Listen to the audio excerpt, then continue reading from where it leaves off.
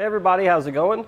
Today we're going to be going over and showing you how to install the Curt T-connector trailer wiring harness here on our 2022 Subaru Outback. So a trailer wiring harness is going to be one of those required components we need to tow a trailer with our vehicle here. Now in the most basic form, it's going to transfer the lights from the vehicle to our trailer to let others out on the road know what we're going to be doing, what signals we're going to be making, so we can arrive to our destination safe, sound, and legal. So this harness here is going to come with the most standard type of trailer connector, and that's a 4-pole flat, or also referred to as a 4-way flat. And this is going to transmit stop and turn signal circuits for both the left and right side, as well as the running lights. Most of the trailers we could potentially be towing with our Outback are going to utilize this type of trailer connector. There's another one that's a little bit common as well, and that's going to be a 7-way or a 7-blade. However, these are only for larger trailers with electric brakes. It could still be a possibility for your Outback, but most of them are just going to use this 4-pole flat. If you do need that 7-way, we have some adapter options for these harnesses that allow you to tow that trailer. So when we're ready to tow, our trailer connector is going to be draped out the hatch here over the bumper just like so. We'll hook up our trailer and we can easily attach to our trailer connector. And then when we're not using it, it's actually going to be stored inside the vehicle.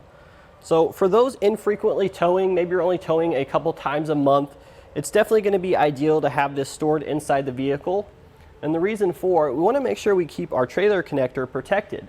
If any water gets in there, it can corrode the terminals and cause trailer lighting issues. So it's definitely not a headache we want to have to deal with. Therefore, storing it inside the vehicle is going to keep it nice and protected. Open up the hatch here, simply lift open the floor covering, and then we can just tuck it away, out of sight, out of mind, until we need to use it again. So keep in mind guys that this vehicle has a tow package port, all those models, so you don't have to worry about looking for that ahead of time. Therefore, all these circuits for the trailer wiring are going to be separate from the vehicle. And what this means is if there's any issues on the trailer, we don't have to worry about those affecting the lights on our vehicle. The lights on our vehicle are still going to work fine regardless of any issues on the trailer. So in regards to installation, thankfully all of the Outback models here have a nice, convenient, easy to access tow package port, which makes installation a breeze. You really don't need any tools to do this, just a way to secure the ground, pry that panel up. But aside from that, it's definitely something you guys are going to do at home by yourselves. You don't want to pay anyone to do this for you. It's that simple. We'll walk you through this entire process step by step now. So the first step of our install, we need to open up the hatch on our vehicle here, and then we're going to simply be lifting up the floor covering. We're going to secure it out of place here to give us some room to work using the little cargo hook there. And now what we need to do is actually remove this threshold panel, because our wiring port for the trailer wiring is going to be under the panel and about right here. So we're going to take a trim panel tool, just pry this panel up as best we can without breaking any of the clips underneath. So just work your way along the back side here.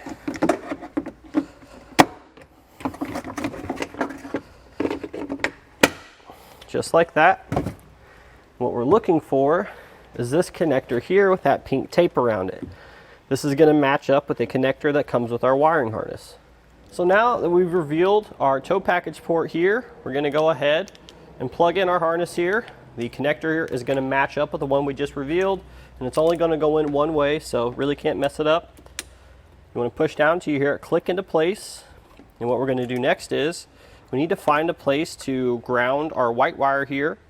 So the best thing to do, I think, is if we want to just drill into the vehicle here, into the body paneling with the self-tapping screw, we can certainly do that, but in the art of not wanting to drill, there's a little bracket here. I'm pretty sure I can remove that. There'll be a nice metal surface behind there, so I think that's what we're going to do. I'm going to go ahead and use a 12mm socket so I can remove that bracket there, and then I'm going to ground it to this bolt here using that panel on the vehicle. Now I will say, if you're going to do this, you're going to have to enlarge your hole here, or you can just simply crimp on a new butt connector, because the bolt is going to be a little bit larger than that ring terminal will accept. So two different methods. You can enlarge the ring terminal hole, or you can use a self-tapping screw and drill into the body. So now a couple more things we need to do. We're going to take the red 10 amp fuse that comes in your kit, insert it into the fuse holder here in line, Press that in, place the cap over there like so. And now we're going to take the double-sided tape here that comes in your kit, peel that back, attach it to the converter box just like so. Press it on there nice and good. Peel the back side off. And we're going to be tucking the excess wire, the spare wire rather, down into this area here.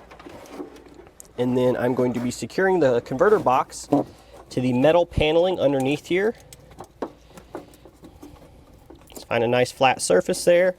Hold that on there for a few seconds in order to get it to attach properly. So now that we have everything tucked away, we're going to take the rest of our harness here. We're just going to wrap it up, stick it in one of these little recessed portions here, and then we're simply going to reinstall our threshold panel.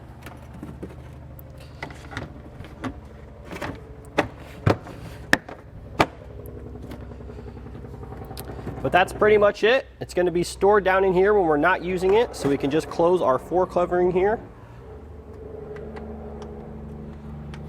It's not going to get in the way of anything. It's nice and tucked away here. And then when we need it, we'll simply just lift this up.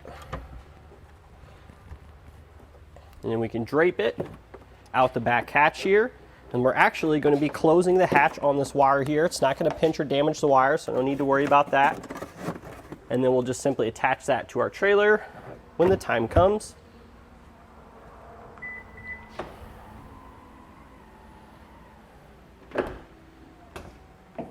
Just like so. So now we're ready to test everything out, make sure it's working properly. What we're going to do is we're going to grab one of our little plug-in 4-pole testers that we sell here at eTrailer. I do recommend using this, but you can obviously use your trailer if that's what you have. Just keep in mind if there's any issues on the trailer, they're going to carry over to our testing on the vehicle. So let's go ahead and plug it in now.